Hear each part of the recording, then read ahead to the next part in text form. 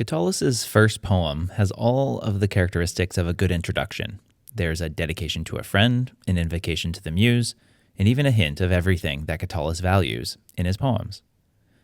Let's get to the poem itself, written in hendecasyllabic meter, the 11-syllable verse form that we see often in Catullus's first poems. Catullus begins with a question to whom he is dedicating his book. The first word, qui, is the most important word in the poem, and notice how the object of dono, the libellum, ends the line.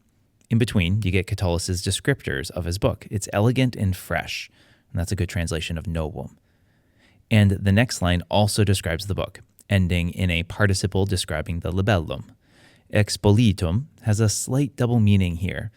Books in antiquity were written on papyrus scrolls, which were scrubbed down with pumice to smooth the ends of the rolls. But we also get a hint as metaphor here that Catullus's verse 2 is polished through the dull, dry grind of his hard work. Yes, our recipient is Cornelius Nepos, but note that Corneli is vocative, while the tibi is our dative to you. The solebas at the end of this line is in the imperfect tense, as a way of denoting a continuous or repetitive action. You always used to think. And the putare in the next line continues the thought from solebas, and this word introduces an indirect statement. Note that our indirect statement, the accusative meas nugas, is the subject of esse, and read the aliquid in the predicate after esse. And don't be troubled that the adjective meas is distantly separated from the noun it describes, nugas. This is poetry, and these words serve as visual bookends to the line, clearly connected to each other by the as ending. And by the way, Catullus has a slight understatement when he calls his work nugai, rubbish or nonsense, in line 4. Catullus isn't usually so self-deprecating. A bit of background on Cornelius Nepos. He is a Roman historian and biographer, famous today for his De Viris Illustribus, biographies of famous men from antiquity, of which we have only one book about famous generals remaining. All other of his writings have been lost. But here we see Catullus referring to Nepos's Chronica, a history of the whole world in just 3 volumes or scrolls. And that, by the way, is pretty short for a history of the world, even at that time, since each scroll could contain maybe 20 to 30 pages today.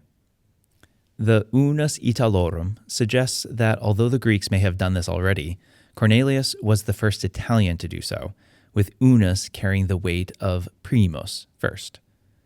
The adjectives that Catullus gives us for this work are also indicative of what he feels represents his own work. Doctis Jupiter, damn fine scholarship, but with a hint of sophisticated taste, and laboriosis, full of work. The more you read Catullus, the more you find that he loves contrasts and paradoxes. Earlier in the poem, he made a passing reference that dull, tedious work creates brilliant poetry. And in these last few lines, he refers, maybe mockingly and in jest, to his poetry being not very good at all. Quid hoc libelli is something like, whatever this is of a little book of poetry, and qualecumque is of whatever quality. But then, after an invocation to the muse, this patrona virgo here, he suggests that his work, although not good or important at all, and minuscule in contrast to Nepos's whole history of the world, but in just 3 scrolls, that his work may last forever. Maneat is a jussive subjunctive, let it remain, with again another adjective and noun separated from each other, an ablative of comparison after the comparative plus.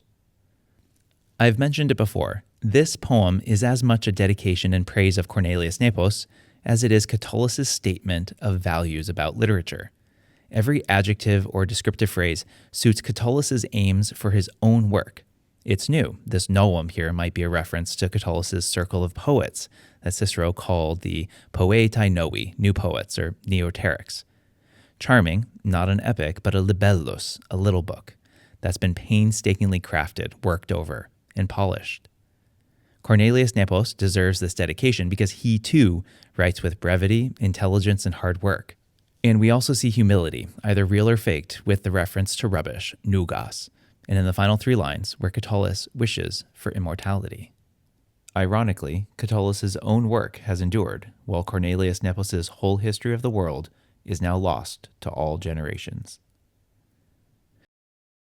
Now, if you'd like to explore this dedication to Nepos more, check it out at latintutorial.com.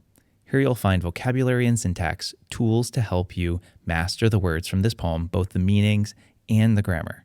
Latin Tutorial also has more of Catullus's poems, so you can read some of the rest of the libellos, along with other authors and works, videos, and more. latintutorial.com is an excellent resource to help you master Catullus and Latin.